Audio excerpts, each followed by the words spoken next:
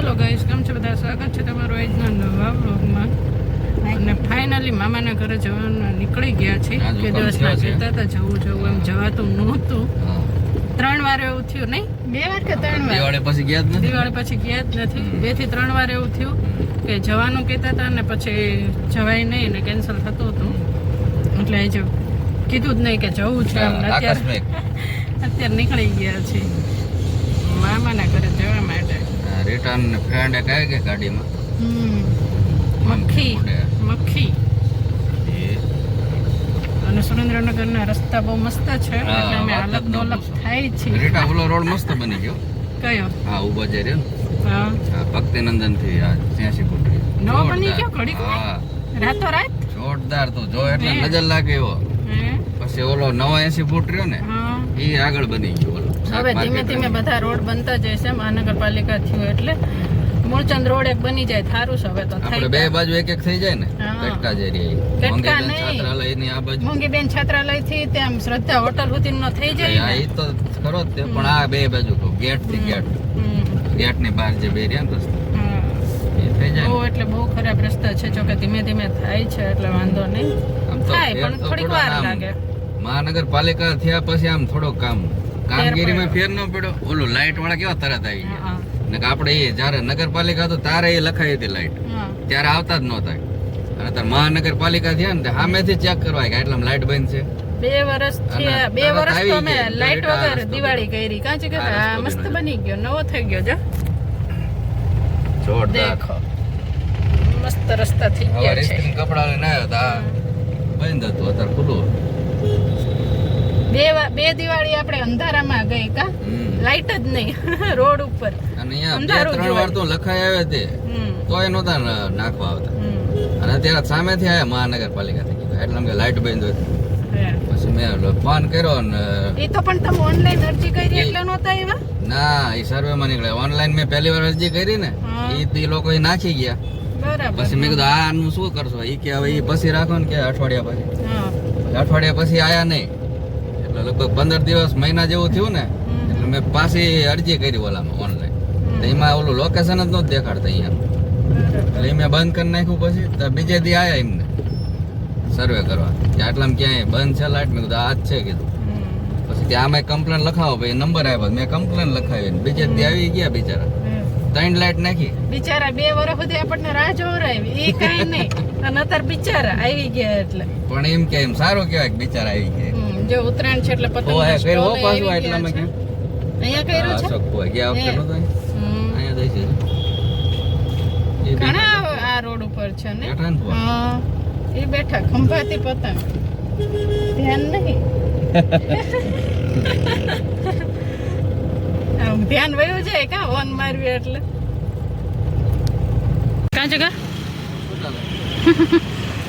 રાત પડી ગઈ. મામાના ઘરે જઈએ આવ્યા અને જમવા આપણે આવ્યા હતા અન્નપૂર્ણામાં.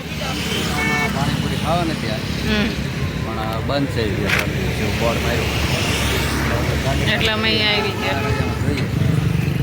મહારાજા દાળબાટી રેસ્ટોરન્ટમાં આવી ગયા છે જમવા માટે. પહેલી વાર આવ્યા છીએ, ચેક કરીએ.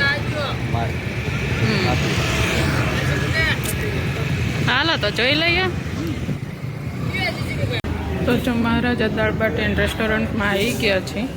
મસ્ત રેસ્ટોરન્ટ. મસ્ત રેસ્ટોરન્ટ છે. મેનુ મસ્ત છે. ડિજિટલ ને એમાં જીગરને પહેલા જ લિક્વિડ દેખાણું લચ્છી. કા આઈ તરત ત્યાં લચ્છી જીગરનું ફેવરેટ લચ્છી. સરસ છે. અને મેઇન તો છે દાળબાટી. જોઈ લો 3 પ્રકારની છે દાળબાટી. જેને રેગ્યુલર ખાવી હોય, દાળબાટી ખાવી હોય અને સ્પેશિયલ ખાવી હોય. અને પંજાબી ને કાઠિયાવાડી એ છે. જો ગુજરાતી બપોરે જ હોય છે. કાઠિયાવાડી ને પંજાબી અત્યારે હોય છે. અત્યારે આપણે પંજાબી થાળી મંગાવી એક અને એક આ મંગાવ્યું સ્પેશિયલ દાળબાટી. અને આમાં જો સ્પેશિયલ દાળબાટીનું થોડુંક આવી ગયું છે. સલાડ છે, ચટણી છે. જીગરની ચટણી બહુ ભાવે એટલે અહીંયા આવી ગઈ છે. વાંધો નહીં. ગોળ છે, છાશ અને પાપડ અને ખાલી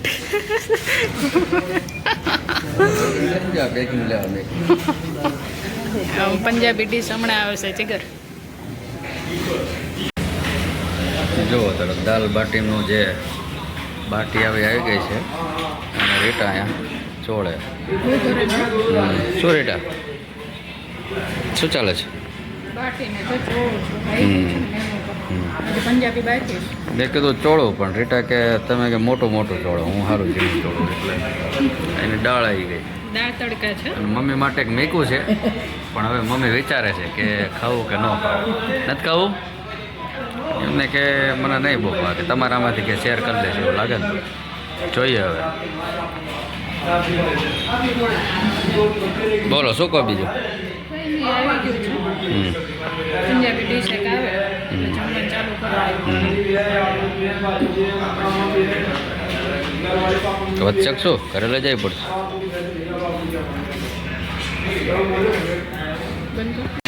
તો જો અહીંયા પંજાબી ડીશ આવી ગઈ અને જીગર બહુ ભૂખ લાગી ગઈ ને તો જમવા માંડ્યા. ખાવા માંડ્યા. શૂટિંગનું યાદ પનીરનું શાક છે, ચણા મસાલા છે, દાળ ભાત છે, રોટી, શ્રીખંડ. હા એક સ્વીટ હતું એટલે શ્રીખંડ દેજો. તો જમવાનું આવી ગયું છે ને જમવાનું ચાલુ થઈ ગયું છે. ચાલો તમે બધા પણ જમવા. જમી લીધું? મહેમાન હવે ભક્તિનંદન સર્કલ આવ્યા છે થોડા પીવા.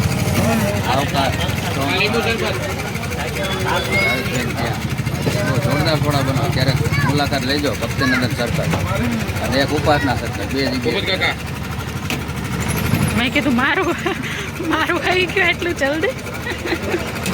બે સિંગ મસાલા ને લીંબુ થોડા આપો ને. હા સિંગ થોડા મસાલા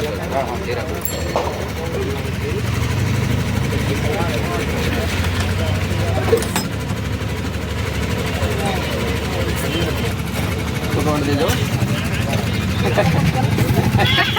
ફૂટવાડ દેજો. ગ્લાસ પણ કેવડો મોટો. આપણા ત્રણ થોડા જોરદાર.